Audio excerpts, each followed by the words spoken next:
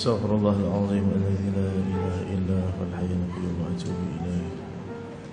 استغفر الله العظيم الذي لا إله إلا هو الحي القيوم وأتوب إليه. استغفر الله العظيم الذي لا إله إلا هو الحي القيوم وأتوب إليه. إلى حضرة النبي المصطفى رسول الله صلى الله عليه وسلم، خصوصا إلى مصنف الكتاب وخصوصا إلى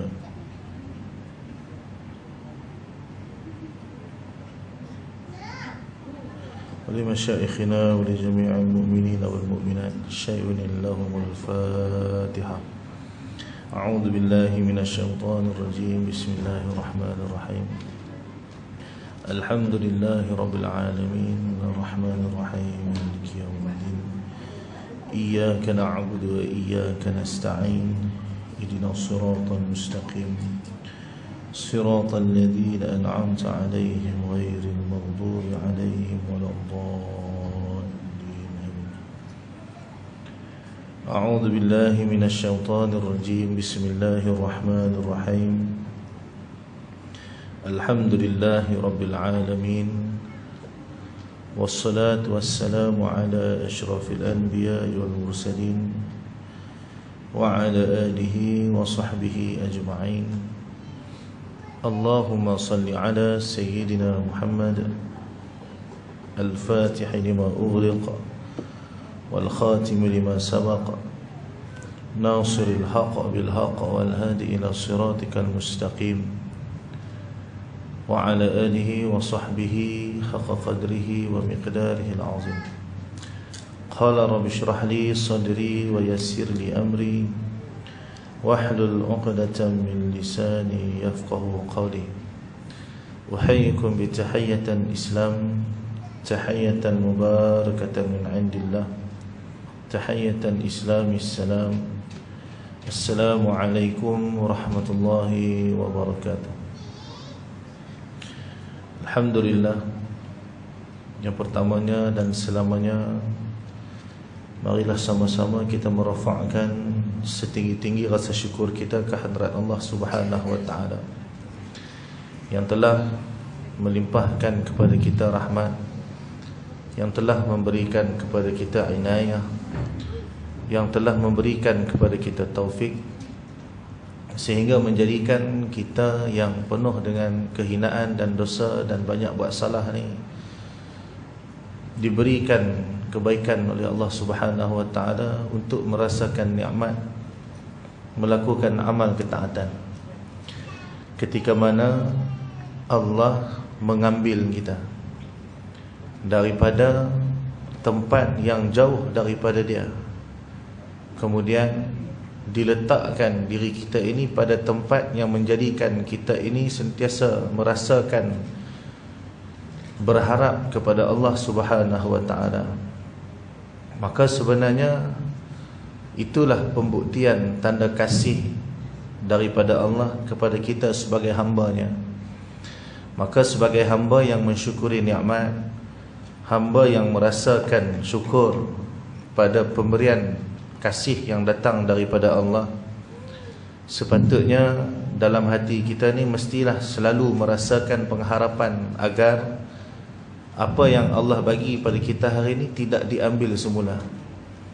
Sebab tu Allahumma salli ala Muhammad, saya sebut perkara ni kerana saya berpesan kepada diri saya terutamanya. Kerana pada ketika ramai orang yang jauh lebih hebat daripada kita sebelum ni, yang mana Allah bagi dekat mereka kekayaan, Allah bagi pada mereka rezeki yang melimpah-limpah, Allah bagi kat mereka ni kedudukan yang tinggi dalam kalangannya, bila ramai orang duduk bawah dia. Tapi dengan sebab satu ketika Allah memberikan, mencampakkan taufik dalam hatinya, menyebabkan dia sanggup meninggalkan segala bentuk kesenangan dunia hanya semata-mata nak mengekalkan nikmat rasa cinta dan kasih kepada Allah tersebut.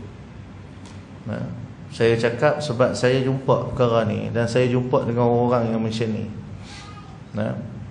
Jadi ketika mana kita ni yang Allah tak pernah bagi dunia, tapi Allah sentiasa memberikan akhirat kepada kita. kenapa mesti kita menyombongkan diri di hadapan Allah dengan nikmat ni? Jadi benarlah yang dikatakan oleh baginda Nabi Muhammad sallallahu alaihi wasallam, orang takkan rasa syukur dengan nikmat sihat sehinggalah dia diuji dengan kesakitan. Orang takkan bersyukur dengan nikmat kesenangan sehinggalah dia mula merasakan kesusahan. Dan begitulah keadaannya bagi orang yang telah dikurniakan cinta Allah. Dia takkan merasakan nikmatnya duduk dalam jagaan kasih dan rahmat Allah sehinggalah perkara tersebut diambil semula daripada diri dia. Jadi sebab tu kata guru saya, Allahumma salli ala Muhammad, kita kalau nak kenal setara manakah hubungan kita dengan Allah, maka lihatlah ketika mana saat kita berjauhan dengan Allah. Ketika mana Allah menjadikan kita jauh dengan dia, bagaimanakah rasa yang ada di dalam hati kita? Kalau tak rasa apa tuan-tuan, itu tandanya kita tak pernah dekat dengan Allah pun. Walaupun hari-hari kita sembahyang, hari-hari kita baca kitab, hari-hari kita mengaji, hari-hari sedekah, kita tak berasa sakit ketika mana kita melakukan perkara yang dilarang oleh Allah. Kita tak merasakan apa-apa bentuk penyesalan ketika mana kita buat perkara-perkara yang Allah tak redha. Kita tak berasa kecewa pun pada ketika hati kita memilih untuk menturuti kehendak diri kita berbanding dengan apa yang telah diberikan oleh Allah ke atas diri kita. Sebab tu saya selalu ulang kalimat ni yang mana guru saya pernah sebut, jangan sesekali kita lari daripada takdir Allah. Ramai orang tak faham kataan ni. Bolehkah lari daripada takdir? Sedangkan takdir ni perkara yang telah ditentukan oleh Allah. Boleh kan? Maksud kata lari daripada takdir Allah ialah ketika mana Allah meletakkan kita pada sesuatu tempat yang baik, kita tidak merasakan baik pada tempat tu. Jadi kita mengharapkan yang sebaliknya daripada apa yang telah Allah berikan kepada kita. Maka merasakan selain daripada yang Allah telah tentukan ke atas kita, itulah tanda lari daripada takdir. Sedangkan selamanya kita takkan mampu lari daripada takdir Allah. Sebab tu dekat akhirat esok, kita tak boleh salahkan Tuhan pada perkara salah yang kita buat. Dan kita tak boleh kata Tuhanlah yang menjadikan kita buat salah, walaupun tu datang daripada takdir dia. Kenapa? Hati kita berkehendak kepada perkara yang salah tersebut, dan Allah memberikan izin agar perkara yang salah tu jatuh duduk dalam hidup kita. Maka atas kerana itu, ibu ayah dirahmati Allah Subhanahu Wa Taala sekalian, saya pesan perkara ni terutamanya untuk diri saya. Sebab setiap kali saya duduk kat depan, saya buka kitab, saya bukan bercakap dengan tuan-tuan, saya bercakap dengan diri saya sendiri. Saya ulang kali mengulangkan perkara ni kepada diri saya, mengingatkan supaya hati saya ni benar-benar berharap kepada rahmat dan taufik daripada Allah. Apa lagi yang kita nak kejar dalam dunia ni sebenarnya? Pada ketika Allah tunjukkan banyak kehancuran berlaku di sekeliling kita, Allah tunjukkan kepada kita bagaimana dunia ni langsung tak memberi apa-apa faedah kepada kita pun sebenarnya. Peringatan terlalu banyak telah diberikan oleh Allah, dan kita telah melihat bahawasanya dunia akhir ini telah pun berada pada penghujung zamannya. Tapi kita masih juga memilih untuk menjauhkan diri daripada jagaan Allah. Ketika mana sampainya peringatan, kita mengabaikan peringatan. Kita masih lagi berkeras dengan pilihan hati kita yang menyalahi takdir Allah ke atas diri kita. Sebab tu Allahumma salli ala Muhammad, inilah perkara yang paling kita takut. Ketika mana Allah mengeraskan hati kita, Dia membalikkan hati kita daripada melihatkan kebenaran. Sebab tu saya tak heran bila mana ada orang dah wakaf rumah, tiba-tiba dia boleh ambil balik rumah tu. Ada orang dia dah wakaf tanah dekat madrasah, tiba-tiba dia boleh ambil balik tanah tu. Kenapa? Yang membolak-balikkan hati adalah Allah. Dan pada ketika dia ambil balik, dia tak rasa bersalah. Bahkan dia sanggup minta duit. Perkara ni berlaku pada guru saya. Tanah yang dibuatkan madrasah 30 tahun, tiba-tiba tuan yang wakaf tanah minta balik. Dia bagi tempoh 6 bulan, kena bayar dekat dia 300,000. Kalau tak bayar, dia ambil balik tanah dia. Pasal tu bila saya buka madrasah hari ni, guru saya habaq wawai, kalau orang bagi tanah ke, bagi rumah ke, benda pertama sekali tukar nama dia, baru buat. Pasal kita buat dengan harta wakaf, bukan duit kita sendiri. Dosa kalau kita sengaja tak jaga harta wakaf, walaupun bukan salah kita, tapi tetap kita dikira sebagai orang yang dosa pasal kita jaga amanah. Berat Allah SWT. Dia minta balik kan. Hak minta balik tu orang mengaji, talaki kitab dengan tuan guru ni, khatam kitab berpuluh-puluh kitab. Dan ketika mana dia minta balik, dia tak rasa salah lagi. Sama macam orang duduk dalam jalan dakwah kan. Bila dia tinggal, dia tak rasa apa pun. Walhal sebelum ni, itulah yang dia nak sangat. Tapi bila dia tinggal, semata-mata nak kejar apa yang dia nak dan orang sekeliling dia nak pada diri dia, dia tak rasa bersalah dan dia rasa betul. Yang ni paling takut. Inilah yang guru saya selalu ingatkan kat saya. Dia kata apa? Kita ni kalau sesat dalam gelap, tak risau, sebab senang nak patah balik. Tapi kalau sesat dalam cahaya, inilah yang paling merisaukan. Kerana apa? Sesat dalam cahaya tuan-tuan, nak patah balik senang. Nak patah balik macam mana? Terang semua. Kalau sesat dalam gelap, kita cari punca cahaya, betul? Tapi kalau sesat dalam terang tuan-tuan, nak patah balik lagu nak. Sebab itulah ni, tang ni tuan-tuan. Setiap masa ni, pengharapan kepada Allah ni tak boleh hilang. Betul, semalam saya jumpa dengan salah seorang anak murid rapat dengan marhum Tuan Guru Haji Umar Zudi. Dia cerita kat kami, dia cerita kat saya dengan Ustaz Hayat. Semalam saya pergi dua dengan dia. Orang tak tahu, kalau tengok dia, orang tak tahu kata dia tu anak Tuan Haji Umar, anak murid. Dia duduk dalam rumah Tuan Haji Umar. Dia kata dengan mata dia sendiri, dia kata dia tengok 3 karamah yang Allah bagi pada Tuan Guru Haji Umar dia. Sekali dia kata, yang pertama dia kata karamah pertama, pondok terbakar ni. Tak, dulu kan pondok kan tak rembia kan. Pondok terbakar ni. Dia ambil segenggam pasiak, dia baling kan. Dia baling tu, api yang banyak tadi tu padam dengan segenggam pasiak yang dia baling. Dia tabung. Itu pertama. Yang kedua dia kata karamah yang Allah bagi dekat Tuan Haji Umar ni. Satu hari dia naik motor berdua dengan Tuan Haji Umar, minyak motor habis. Naik Honda C50 dia kata. Minyak motor habis kan. Habis-habis dia kata, mu pergi ambil air dalam bekas tu, bawa mari sini dia. Dia pun terus pergi ambil. Nak buat apa tu guru? Bawa mari sini dia. Dia buka motor, seat motor tu, minyak habis dia. Mu isi. Isi, start sekali terus hidup. Try motor kita buayak jadi apa? No? Saya bila saya dengar betul, masya-Allah kata. Nah? Tapi orang yang tak ada iman dan dia tak percaya benda ni. Sebab pada dia mustahil atas Allah menyampaikan sesuatu kalau kita tak buat sesuatu. Ini syirik tuan-tuan. Kita menyandarkan usaha kita pada kejadian Allah. Salah tuan-tuan. Pasal apa Tuan Haji Umar boleh sampai dapat karamah sampai tahap tu? Karamah ketiga yang Tuan Haji Umar Allah bagi kat dia apa tuan-tuan? Hujan lebat tak pernah basah. Tuan-tuan ingat tak Syekh pernah cerita pasal Tuan Haji Umar tengah jalan dalam hujan lebat, ada orang main turun tanya tu. Yang Tuan Haji Umar kata, mu berani ke? Kawan tu hak saya jumpa. Kawan tu saya tanya, siapa yang tanya tu? Saya kata. Saya tanya Tok Guru Jumat. Orang lain mana berani, saya seorang dia kata. Allah. Bila tanya apa rahsia dia, sebab Tuan Haji Umar ni dia punya nak ajak diri dia meletakkan pandangan Allah melebihi daripada pandangan makhluk. Dia pergi sembahyang Jumaat dan tuan pakai kain pelikat dia. Baju pun tak pakai. Kalau kita tuan boleh buat. Boleh buat. Nak terima tak? Terima hari tu main sembahyang Jumaat saja pakai kain pelikat aja. Main naik baca khutbah lah kat atas. Orang kata apa? Tuhan kata sah. Orang kata apa? Kita kira orang kan kita Tuhan. Tak selesai kita kan. Sampai bila-bila tak habis hidup kita. Pasal itu Allah bagi kemuliaan yang sangat tinggi kepada almarhum Tuan Guru Haji Umar. Bukan maksud kita nak karamah dia, tak.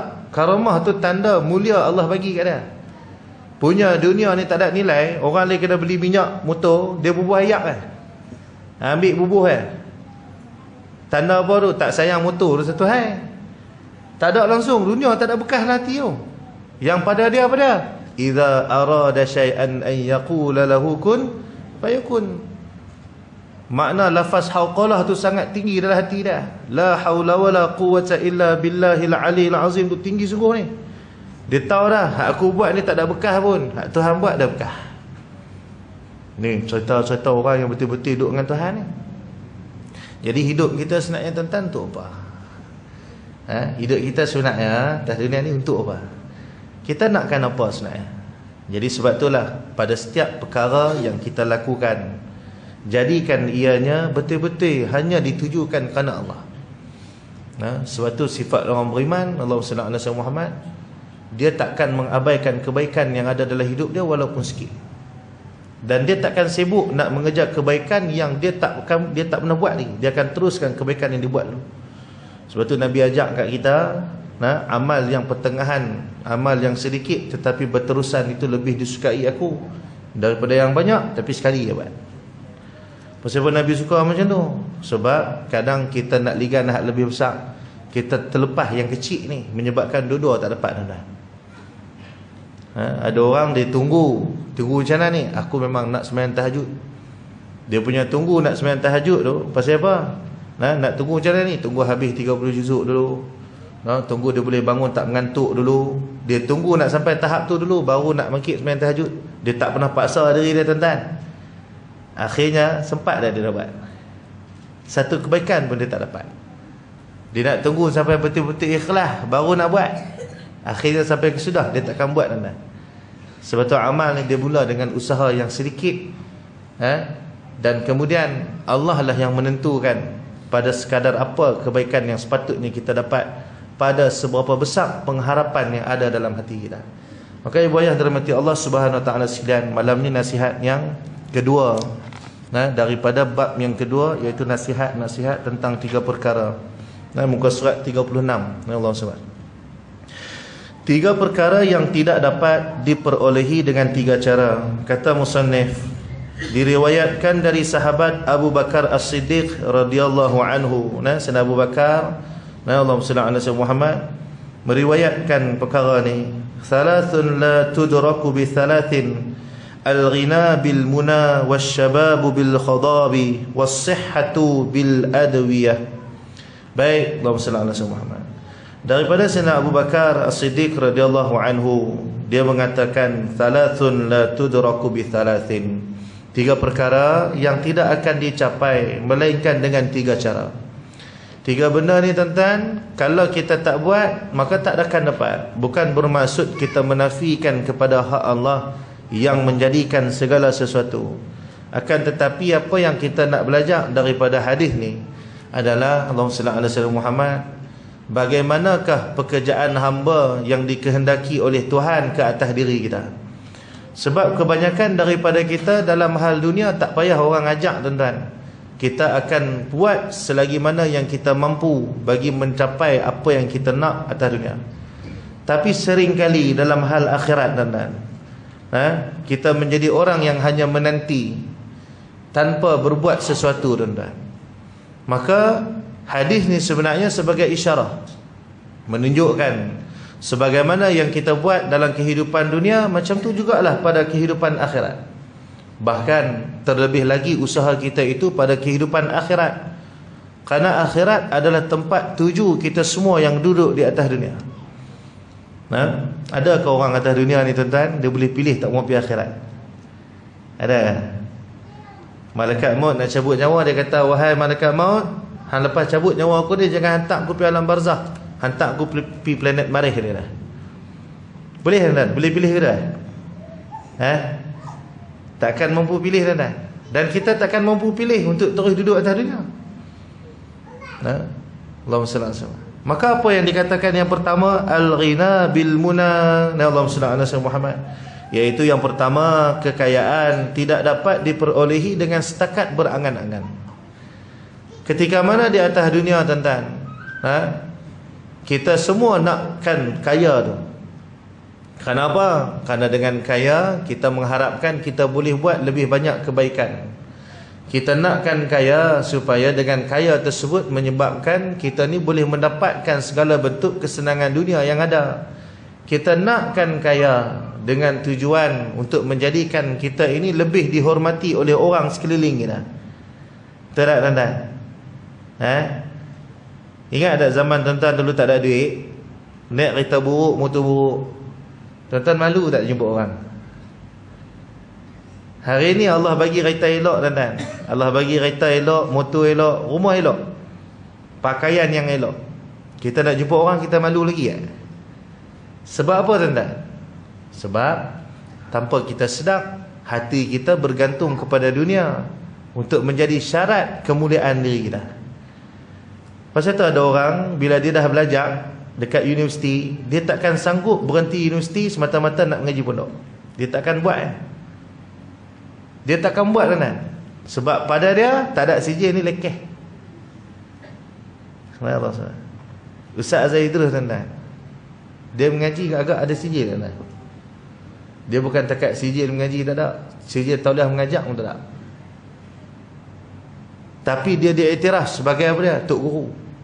Dia mula belajar pada umur dia 26 tahun tuan-tuan. 26 tahun. Sebelum tu kaki rock. 26 tahun dia pergi talaqi di pondok. Habis semua kitab dia talaqi habis. Sebab dia kata apa? Kalau aku nak mengajar, aku kena mengaji bawah dia.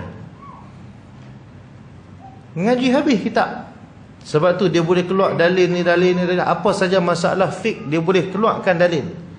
Dalam masalah tauhid, tanya dia semua dia boleh jawab.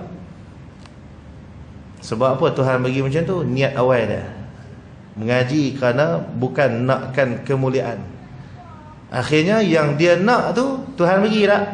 Tuhan bagi bila dia nak dekat dengan Allah.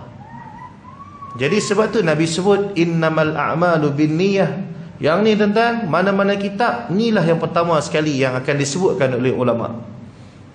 Sebab tu guru saya pun banyak kali pesan. Dia kata, Rusdan, bila nak mula buat apa-apa, dia kata pastikan niat tu betul dulu dia dah.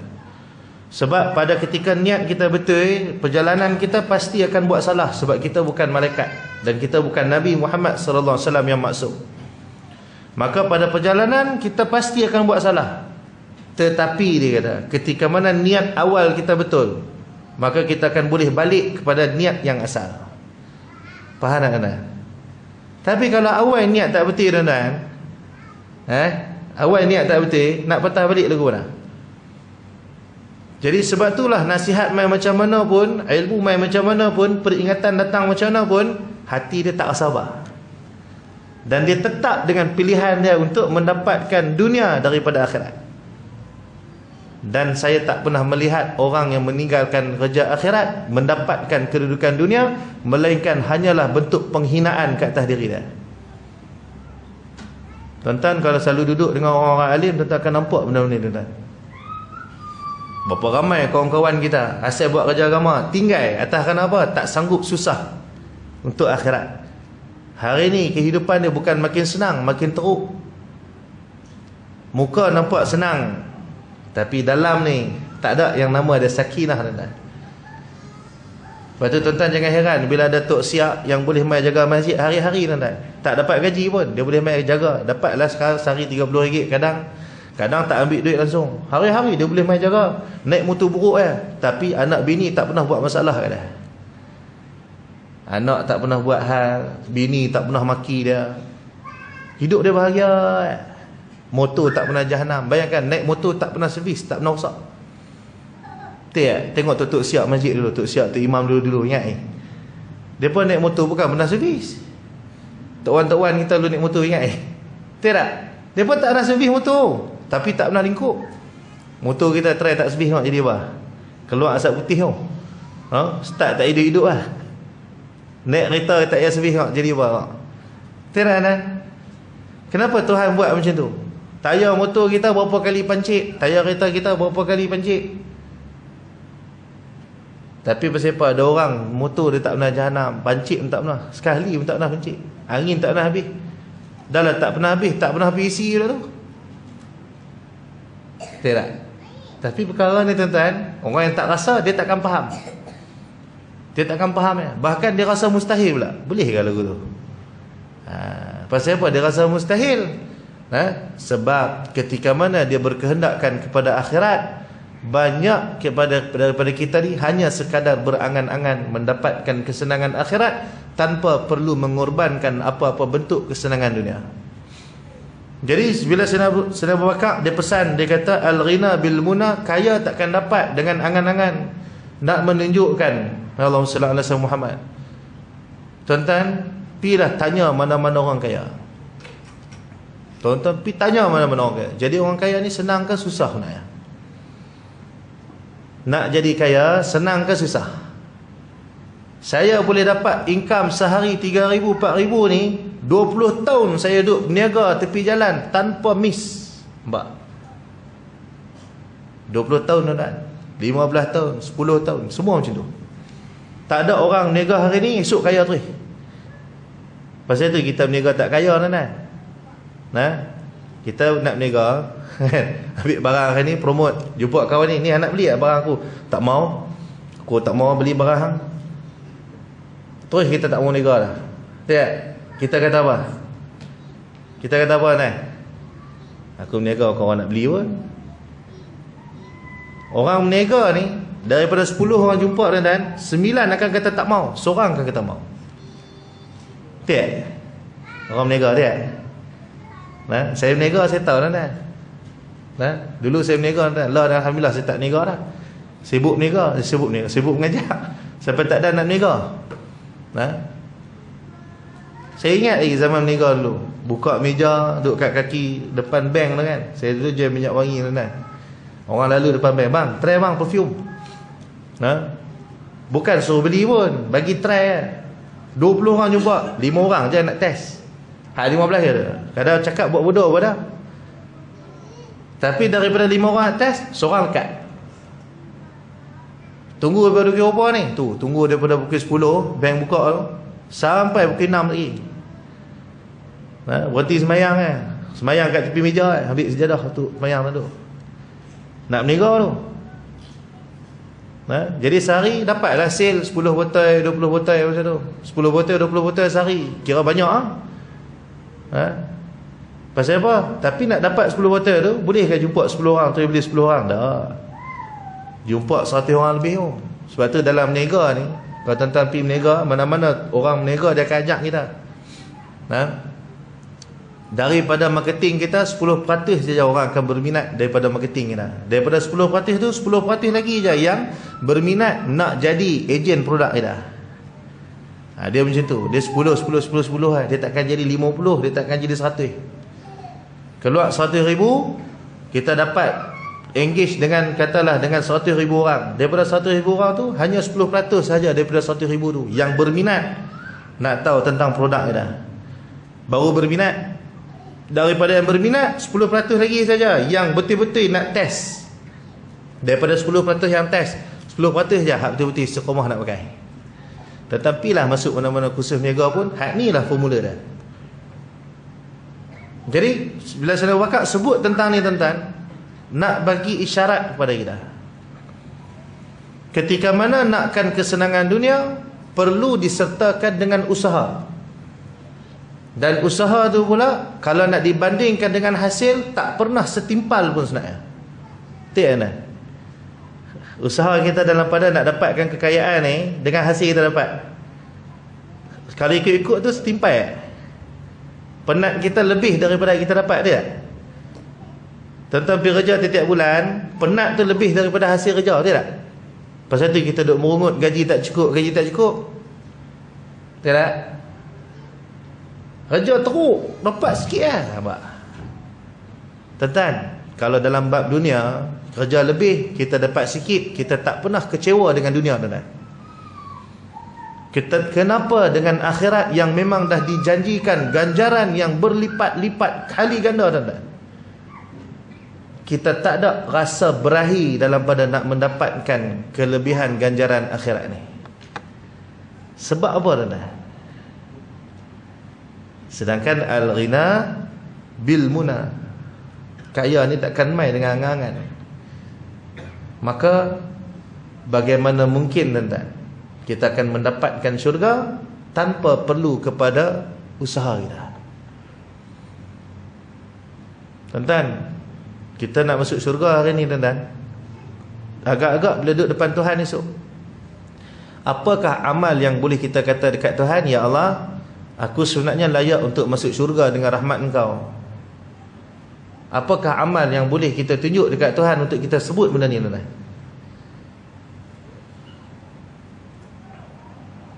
Apa dia tuan-tuan? Ada? Semayang kita? Semayang? Azan dulu kah? Azan ke terus? Azan lah. Sila azan.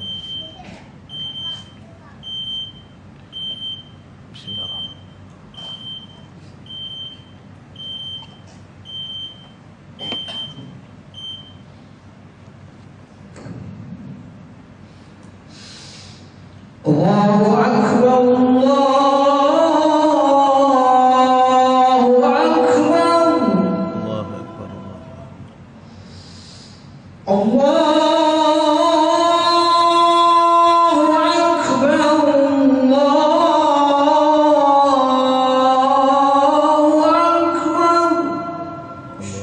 Akbar, Allah. Asyhadu an la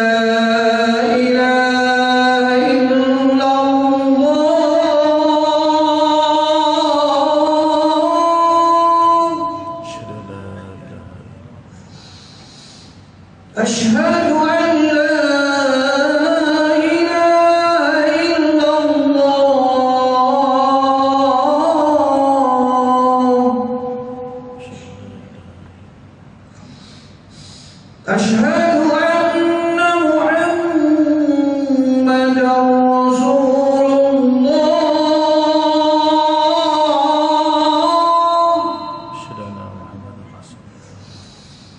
أشهد أن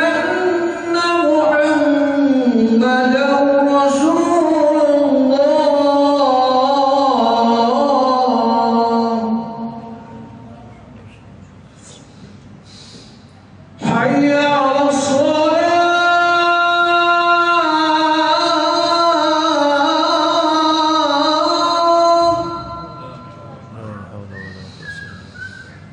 حي على الصلاة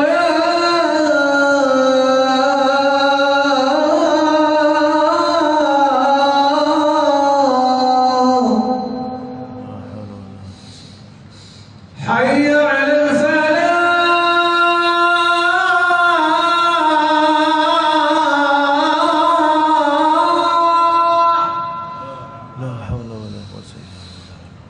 حي على الفلاح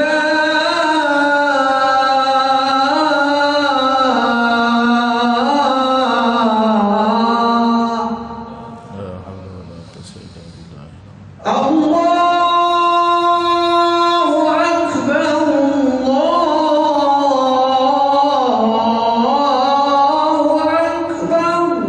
الله أكبر لا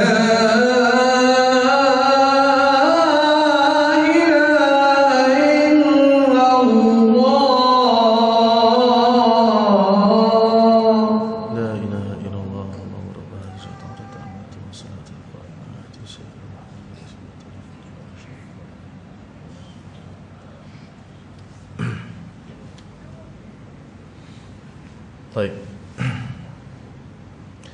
Baik. Jadi Allahumma salli ala sayyidina Muhammad. Kita tengok yang kedua. Wasyababu bil khadabi, iaitu Allahumma salli ala sayyidina Muhammad, Sayyidina Abu Bakar As-Siddiq disebutkan kepada kita, yang mana usia muda tidak akan dapat dengan cara mewarnakan rambut. Makna kata Allahumma salli ala sayyidina Muhammad, tujuannya untuk mengingatkan kepada kita supaya memanfaatkan masa muda yang ada pada diri kita ni dengan hal yang sebaiknya.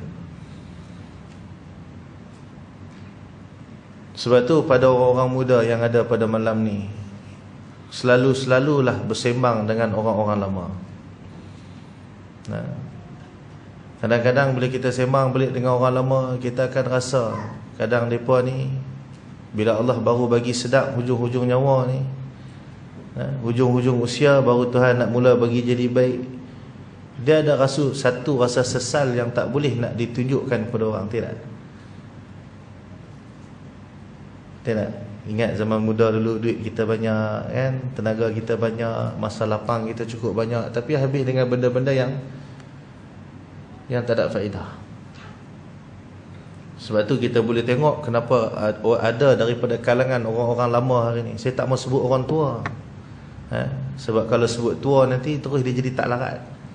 Orang lama, orang lama hidup. Sebab tu orang lama ni makan garam ni sungguh tuan-tuan. Dia dah belajar dah. Tidak. Lepas tu kadang tu dia boleh tiap kat anak-anak dia, dekat cucu dia. Dia pesan. Sebab apa? Dia tak mahu anak-anak dia, cucu dia ulang salah yang sama dia. Cukuplah dia buat silap dengan Tuhan, dia kata. Tidak. Cukup bagian aku sudah lah. Hampa janganlah ulang silap aku. Masa muda ni hampa manfaatkanlah sungguh-sungguh. Allah bagi rezeki buat kerja baik daripada zaman muda. Buat tu betul. Jangan kita kata tak apa, aku muda lagi, bagilah aku enjoy dulu. Itulah kesilapan yang orang lama dulu buat. Bila mai pada ketika dia dah mula tak larat, mula mai dah usia yang dah lama hidup kan, diri lama sikit rasa lenguh kaki kan, duduk lama sikit rasa kaki tu hilang. Tak? Tapi nak mengaji, nak buat taat, tapi nak buat macam mana? Masa sihat dulu dia tak manfaatkan betul-betul. Jadi ketika usia kita ni dah menyebabkan rambut kita pun dah tukar warna. Bolehkah kita nak jadi muda balik dengan cara pergi bubuh color kat rambut? Takkan merubah pun kita punya usia, tuan-tuan. Sebab tu kalau dulu orang tanya umur saya rahsiakan, tuan-tuan. Tapi hari ni kalau orang tanya, saya tak malu nak abang umur saya. Sebab apa? Sebab guru saya sebut satu perkataan yang buat saya fikir banyak kali. Dia kata apa? Umur ni memang sebahagian daripada ulama kata jangan bagi tahu. Tapi yang kata tak payah bagi tahu tu siapa? Siapa orang tu? Iaitu orang yang hebat, orang yang ulama, orang yang duduk pada tempat yang tinggi. Selayaknya lah untuk dia tak bagi tahu. Kita ni siapa, tuan-tuan? Tambahan saya ni siapa? Budak-budak orang tak kerti apa. Nak sorok-sorok rahsia siapa? Tak habat umur boleh jadi kuih muda, tuan-tuan. Saya habat umur, saya tak habat umur, orang nampak saya makin tua. Umur saya macam tu. Tak? Jadi nak rahsia apa lagi? Kita siapa? Ulama selayaknya lah dia sorok umur dia, pasal dia ulama. Kita ni tukang buat semak tuan-tuan. Fill in the blank. Tak? Kan? Tok guru tak main ganti fill in the blank kan? Isi tempat kosong kita ni. Kita ni bila isi tempat kosong dah tak ada apa dah. Jadi Allahumma salli ala sayyidina Muhammad. Bolehkah kita nak menjadikan muda kita ni dengan cara warna rambut? Takkan dapatnya. Maka perkataan daripada Sayyidina Abu Bakar ni sebenarnya nak mengingatkan kepada kita peluang yang Allah berikan kepada kita untuk buat taat daripada zaman muda ni, jangan sekali pun kita abaikan. Sebab kita takkan dapat balik dah peluang ni pada ketika usia kita dah masuk pada fasa orang yang dah tak larat. Tuan-tuan, orang bila sembahyang dalam keadaan sakit lutut, tuan-tuan, bagaimana keadaan sembahyang? Sama tak dengan cara orang sembahyang yang sihat? Sembahyang dalam keadaan tak boleh nak berdiri lama kerana pinggang dia tak kuat dah, tuan-tuan. Bolehkah dia nak berdiri tegak dalam sembahyang seperti mana yang disuruh oleh syariat? Dalam sembahyang, rukun sembahyang yang pertama, tuan-tuan, berdiri tegak tidak? Diri bongkok dah, tuan-tuan. Boleh berdiri tegak lagi Dapat tak? Agak-agak kesempurnaan salat tu dapat tak kat kita? Memang kita boleh sembahyang, tapi kesempurnaan ibadat dah makin kurang. Maka pada ketika usia kita masih muda ni, gunakan peluang ni. Tapi dah kita sanggup berdiri dalam konsert dewa 8 jam. Tengah hujan pun tak apa. Pasal apa? Bayar duit tiket mahal dia dah. Tidak. Cuba kalau masuk masjid ni, tuan-tuan, kena bayar. Nak duduk saf pertama bayar 1,000. So kedua bayar 800. Tuan-tuan mai?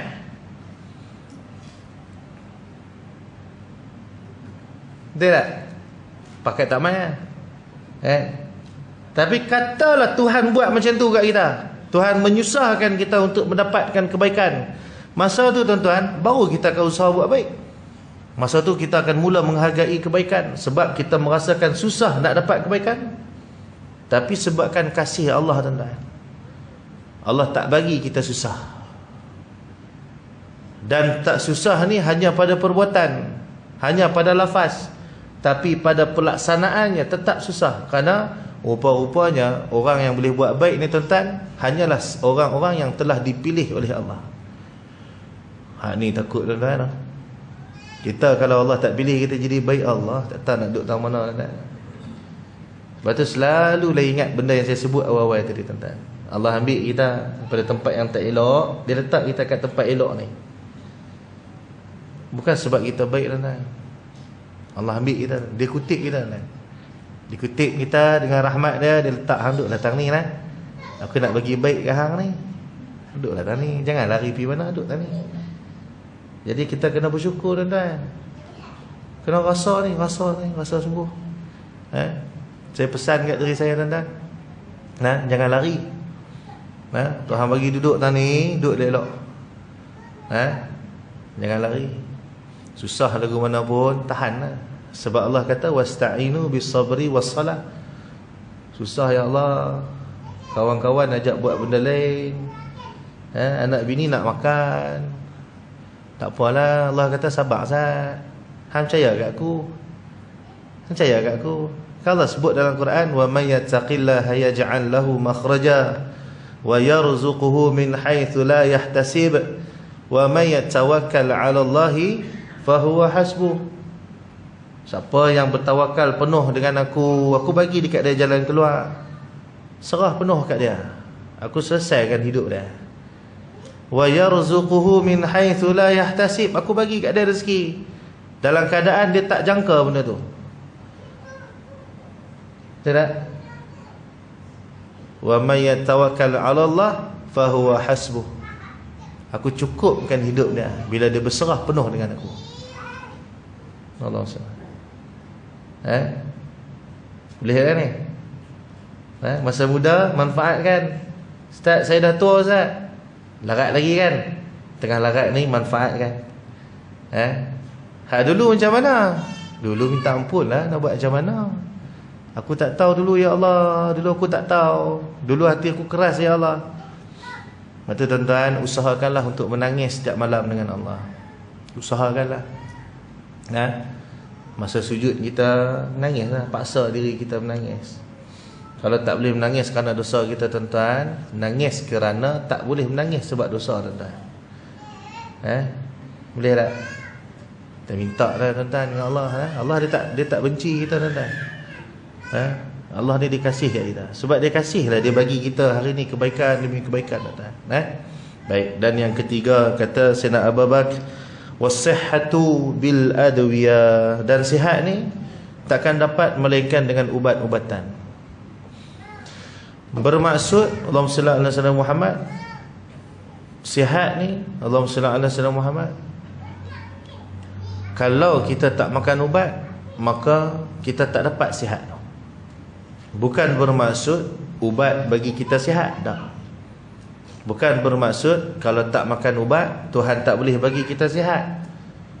Tapi nak ajak dekat kita, menjadi hamba, hang kena buat kerja yang Tuhan suruh. Sebab tu kata guru saya Allahumma salli ala sayyidina Muhammad, tanda orang yang benar-benar merasakan hubungan kehambaan dirinya dengan Allah ialah ketika mana dia semakin menjaga syariat di dalam kehidupan dia. Tu tanda dia. Tanda kata kita ni betul-betul yakin Tuhan tu adalah Tuhan kita. Bila dalam hal syariat kita sangat menjaga syariat tersebut. Macam mana yang saya cerita tentang almarhum Tuan Guru Haji Umar Zudi tadi. Punya nak jaga hati dia supaya pegang dengan syariat Tuhan, bukan dengan syariat manusia. Perkara yang Allah kata boleh, Manusia kata tak boleh, dia akan ikut yang Tuhan kata boleh tu. Faham tak? Allahumma salli ala Muhammad. Macam Allahumma salli ala Muhammad, ada orang dia buat kerja, dia tak mau ambil gaji. Ada. Dia buat kerja, dia tak mau ambil gaji kan? Orang marah tak dia?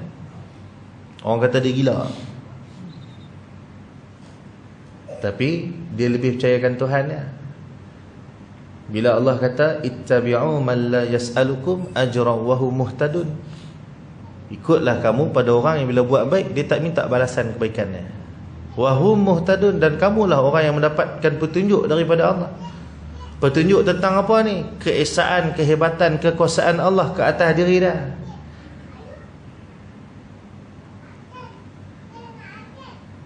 Percaya kat Tuhan ni. Dia buang makhluk.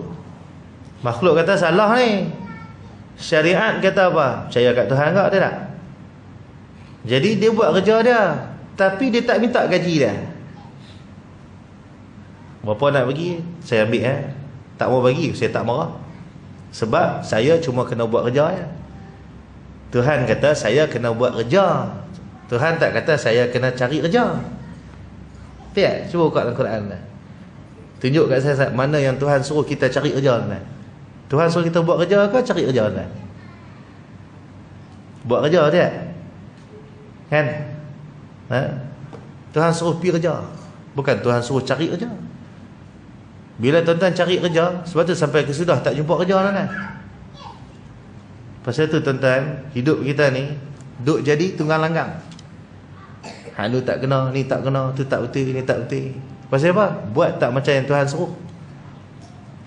Mengaji, stres. Buat ibadat, tak rasa sakinah dalam hati. Semayang, tapi iman tak makin tambah. Sedekah rajin, tapi duk ngungkit. Rajin silaturahim orang ni, tapi belakang mengumpat. Sedangkan kita buat dah hak baik tu. Pasal apa dalam hak buat baik, kita duk sulam yang tak baik tuan-tuan. Rupa-rupanya kita buat tak macam yang Allah nak, menyebabkan Allah tak pandang pun ibadah kita. Maka atas dunia lagi Tuhan dah tunjuk dah nilai ibadah hang tak ada nilai. Sebab tu ibu ayah dirahmati Allah Subhanahu taala sekalian, satu nasihat yang saya dapat daripada anak murid Tuan Haji Umar semalam. Dia kata, dan bila saya mula rasa beza. Dan tuan-tuan tolong doa saya boleh istiqamah buat benda ni sampai habis nyawa saya. Tuan-tuan perasan tak pasal apa kita semayang tapi kita tak dapat lazat semayang tuan-tuan? Satu jawapannya. Rupanya kita terlupa pada satu perkara. Yang akidah kita ni sebenarnya senang jatuh tuan-tuan. Tuan-tuan baca kitab tauhid. Tuan-tuan ngaji tauhid, akidah dia boleh jatuh dengan 3 keadaan. Yang pertama, dia boleh jatuh dengan hati dah. Hati ni ragu-ragu dengan Tuhan. Jatuh tak akidah? Jatuh tak? Ni kalau aku tak pergi kerja, macam mana Tuhan nak gidik aku? Habis tak? Jatuh tak akidah tuan? Siapa kata tak jatuh tuan-tuan, pergi ngaji balik. Tuhan nak bagi bukan perlu pada usaha kita. Tak? Kan? Kalau betul lah usaha menyampaikan rezeki, tu buruh bangunan, buat bangunan tu paling kaya kan. Tapi tukang buat bangunan dengan orang lukis plan bangunan, siapa lagi kaya? Orang lukis plan ke orang yang buat bangunan tu? Faham? Kerja siapa lagi teruk? Tukang lukis ke tukang susun bata? Siapa yang penat tu tak kaya pun? Sebab Allah kata apa? Rezeki daripada aku. Aku bagi takat mana aku tentu. Setiap pada kamu ada bahagian masing-masing lah. Tak? Allah SWT. Jadi kita semayang ni, Allah SWT, akidah jatuh. Batal dah akidah dah. Hati jatuh akidah. Kemudian yang kedua tuan-tuan, akidah boleh jatuh dengan apa? Perbuatan kita. Perbuatan kita buat benda-benda yang menjatuhkan akidah tuan-tuan. Itu, tuan-tuan buka kitab tauhid. Buka kitab Sulam Tadi ada. Kita nak kunci syurga pun ada cerita bahagian depan tu tauhid tu. Tauhid uluhiyah, rububiyah, tuan-tuan pergi baca nak. Masalah tak nak baca tuan. Tuan, anak murid Tuan Haji Umat Melan dia kata apa saya tuan? Dia kata macam ni. Kita ni Allah SWT antara sebab mengaji tak sampai-sampai ilmu tu. Sebab kita mengaji fiqh dulu baru mengaji tauhid. Patut kenal Tuhan dulu baru mengaji syariat. Tapi kalau mengaji Tuhan dulu tak ada syariat pun sesat dia dah. Faham? Pasal tu Tok Guru dulu depa sangat menjaga ilmu tasawuf, sebab dalam tasawuf ada tauhid, ada fiqh. Siapa kata tasawuf ni tak pegang pada syariat tuan-tuan? Tak ada, dia kena pegang syariat tuan-tuan. Serta makna hakikat tapi tak mau semayang, mana boleh? Hang takkan faham hakikat kalau tak semayang. Faham tak? Allah SWT. Jadi dia kata akidah boleh jatuh dah, perbuatan jatuh. Boleh jatuh dengan apa ni? Lisan tuan-tuan, mulut kita. Kan? Banyak kan? Ada benda-benda kalau kita cakap habis jatuh akidah. Baik, maka disebabkan akidah senang jatuh tuan-tuan, kita terlupa nak memperbaharui akidah kita pada saat kita nak mengambil wuduk dalam sembahyang. Dalam sembahyang memang kita mengucap, kita memperbaharui akidah kita dalam sembahyang tuan-tuan. Tapi adakah sah sembahyang yang dilaksanakan dengan wuduk yang tidak diperbaharui dengan akidah kita? Baru nampak nah. Tang tu banyak silap aku. Sebab salah satu daripada rukun sah wuduk ni, syarat sah wuduk, bukan rukun wuduk. Syarat sah wuduk mestilah Islam. Kalau orang kafir ambil wuduk, sah tak wuduk dia tuan-tuan? Akidah jatuh tuan-tuan, tak sedap. Ambil ayat semayang, tapi dia kata apa saya? Dia kata ikutlah. Nak ikut tak mau ikut terpulanglah dia dah. Kita masing-masing mengaji. Tapi bila saya buat tuan-tuan, saya mula rasa sikit-sikit Tuhan tunjuk. Jadi bila saya reti sikit tuan-tuan, saya kongsi dengan tuan-tuan. Supaya kita semua boleh perbaik amal kita. Sebab saya tak baik tuan-tuan. Jadi sebab saya tak baik, cara nak bagi jadi saya ni jadi baik tuan-tuan, saya ajak orang jadi baik. Takkan ajak orang sendiri tak buat. Betul tak? Malulah depan Tuhan esok. Jadi bayang dirahmati Allah Subhanahu Wa Taala sekalian. Maka itulah yang dimaksudkan dengan perkataan Sayyidina Abu Bakar. Sihat dia bukan atas sebab ubat.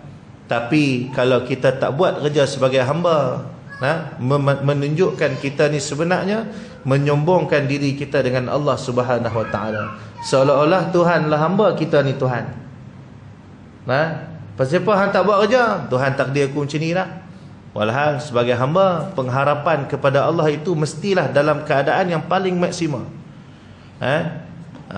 Rasa kebergantungan dengan Allah tu mestilah dalam keadaan yang paling tinggi tuan-tuan.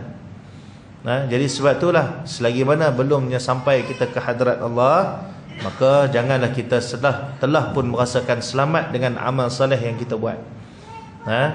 Maka janganlah dengan sebab amal kita merasa diri kita ni diangkat dah tuan-tuan. Belum lagi menjadi jaminan amal kita ni diterima oleh Allah. Sehingga kita menghadap Allah dalam keadaan redha dan diredai, barulah boleh kita kata kita ni telah pun selamat tuan-tuan. Maka ibu ayah dirahmati Allah Subhanahu Wa Taala sekalian, saya kira cukup lakut kongsian ilmu kita pada malam ni. Mudah-mudahan kita semua mendapatkan faedah, kebaikan daripada apa yang kita baca sama-sama pada malam ni. Sebab Allah SWT, benda yang saya sangat jadi khatir hari ni tuan-tuan, bila makin banyak kebaikan Allah bagi, hati kita makin tak boleh nampak kebaikan tersebut dalam hidup kita. Sebab itulah punca untuk kita ni lebih dibenci oleh Allah. Dan hari ni Tok Guru semua banyak pesan kat kita tuan-tuan. Perbaiki amal, perbaiki amal. Kita sekarang ni tengah duduk dalam zaman yang kucak-kacir tuan-tuan. Benda baik orang nampak salah, benda salah orang nampak baik. Benda yang menyebabkan kita dekat dengan Allah, kita tinggal tuan-tuan. Yang menjadikan kita dekat dengan, yang menjadikan kita jauh dengan Tuhan, kita buat. Betul tak? Kita buat ibadah, tapi ibadah kita rosak dengan ujub. Buat sedekah, rosak dengan riak. ngaji tapi rosak dengan takabur, maka tak kerana itu tuan-tuan yang dirahmati Allah Subhanahu Wa Taala sekalian, saya minta tolong doakan saya, keluarga saya dan madrasah saya, agar kami semua ni duduk dalam kalangan hamba-hamba Allah yang baik. Boleh tak tuan-tuan? Tolong doa lah. Saya takut tuan-tuan, takut kalau saya tengah buat salah tapi saya tak rasa salah tuan-tuan. Mudah-mudahan dengan berkat doa orang-orang yang baik yang ada dalam majlis ni, Allah jaga kami semua insya-Allah. Dan mudah-mudahan Allah balas balik kebaikan tu kepada semua yang sudi mendoakan kebaikan buat kami, insya-Allah. Itu yang pertama. Yang kedua tuan-tuan, malam ni saya minta maaf. Sebabnya Allahumma salli ala Muhammad, saya mai sini biasanya saya tak pernah bawa apa-apa barang madrasah. Tapi malam ni sebab bila ada daripada sahabat-sahabat dan adik-adik saya yang mai dengan niat nak bantu madrasah, mereka bawa barang madrasah. Jadi saya tak maklumkan kat masjid tadi. Jadi saya minta maaf lah. Mereka ada buka meja kot, tak tahulah kat mana mereka buat. Jadi Allahumma salli ala Muhammad, kalau saya mai sendiri masih tak buat tuan-tuan benda-benda ni. Sebab saya mai memang nak mengajar saja. Tapi macam saya sebut sebelum-sebelum ni, setiap daripada kita ni buatlah apa sahaja kerja baik yang boleh kita buat untuk bantu agama Allah. Jadi mereka ni boleh meniaga, jadi mereka nak meniaga untuk bantu madrasah. Sebab madrasah saya tuan-tuan, saya tak ambil langsung apa-apa yuran. Walaupun kos menguruskan madrasah tu tak percuma tuan-tuan, tapi saya tetap tak ambil yuran dengan mereka. Bukan sebab nak tunjuk kata saya baik tuan-tuan. Kalau ikut tak baik juga. Pasal bila orang main hantar anak, orang main mengaji, tak bagi apa langsung, kadang-kadang dia bunyi juga. Kadang dia bunyi bohong lah tak bunyi. Kadang dia main kat, main naik kereta elok, takkan tak boleh hulak RM10 kot. Anak hang aku tanggung makan ni. Kadang dia main setan. Allah SWT. Tapi pasal apa saya tak ambil juga tuan-tuan?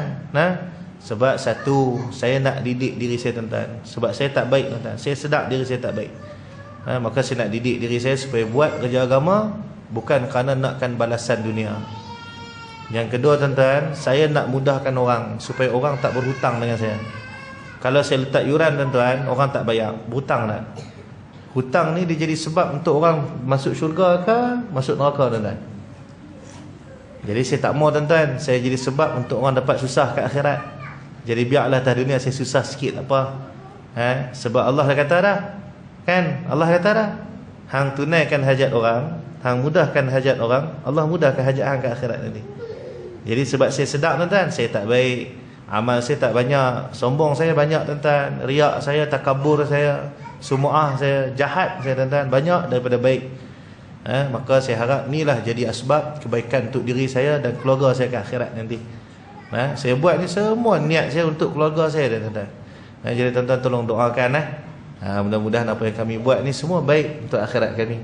Dan mudah-mudahan dengan berkat doa semua, Allah balas balik kebaikan tu pada diri tuan-tuan lebih daripada apa yang Tuhan bagi kat kami tuan-tuan. Boleh tak? Jadi saya minta maaf lagi sekali saya minta maaf. Sebab saya buat main produk madrasah, saya tak beritahu kat masjid. Jadi saya beritahu lah. Tapi kalau lepas ni tak boleh, beritahu lah. Abang saya ustaz minta maaf, tak boleh buat jualan kat masjid kan, macam mana kan, maklum balik. Tapi setakat ni saya pergi mana-mana tak ada lagi lah masalah tu. Tapi macam kita duduk maklum, lain rumah, lain dia punya cara. Jadi saya nak kena terang juga abang, supaya benda ni tak jadi masalah di lain-lain masa insya-Allah. Dan tuan-tuan jangan risau, saya tak buat tabung tuan-tuan. Saya tabung masih tak bawa, tabung sumbangan saya tak bawa. Tapi kalau ada yang nak bagi juga saya terimalah. Tapi saya nak minta saya tak minta lah tuan-tuan. Itu atas masing-masing lah. Baik, jadi saya kira cukuplah sekarang tu. Yang baik datang pada Allah, yang buruk datang daripada kelemahan saya sendiri. Hakikatnya kedua-dua datang daripada Allah SWT. InsyaAllah nanti kita jumpa di lain masa. Mudah-mudahan Allah merahmati kita dunia dan akhirat, dan Allah menjaga kita dalam limpahan rahmat dan kasih dan inayahnya, dan Allah izinkan kita semua untuk mendapatkan husnul khatimah insya-Allah. Amin ya rabbal alamin. Wallahu subhanahu wa ta'ala alam. Al-Fatihah. A'udzu billahi minasyaitonir rajim. Bismillahirrahmanirrahim. Alhamdulillahi rabbil alamin, arrahmanir rahim, maliki yaumiddin. Iyyaka na'budu wa iyyaka nasta'in. Ihdinas siratal mustaqim, siratal ladzina an'amta 'alaihim ghairil maghdubi 'alaihim waladdallin. Amin. A'udzu billahi minasyaitonir rajim. Bismillahirrahmanirrahim. Allahumma nawwir qulubana bi nuri hidayatik kama nawtal arda bi nuri syamsika abadan abada bi rahmatika ya arhamar rahimin. Rabbana la tuzigh qulubana ba'da idh hadaytana wa hab lana min ladunka rahmah innaka antal wahhab. Wa sallallahu ala sayyidina Muhammad walhamdulillahi rabbil alamin. Subhanakallahumma wa bihamdika asyhadu an la ilaha illa anta astaghfiruka wa atubu ilaik. Wal 'asri innal insana lafi khusr illa alladhina amanu wa 'amilus solihat tawasaw bil haqqi wa tawasaw bis sabr. Assalamualaikum warahmatullahi wabarakatuh.